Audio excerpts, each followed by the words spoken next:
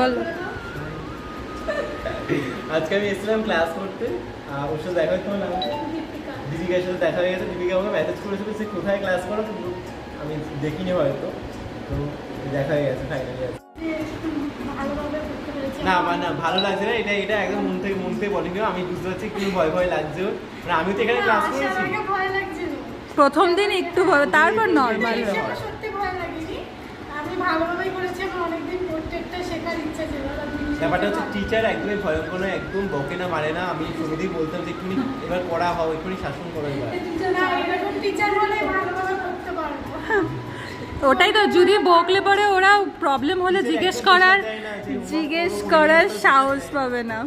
বেশি বলে ফেললে জিজ্ঞেস করারই সাহস পাবে না।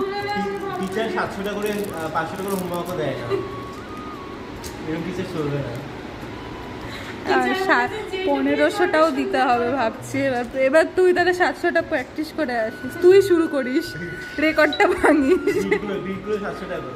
হ্যাঁ, 700টা পোর্ট্রেট প্র্যাকটিস করবে। এখন দীপিকাও শিখছে, দীপিকাও এবার সুন্দর সুন্দর কাজ করবে, তোমরা অবশ্যই দেখো। একদম দেখো। টাটা।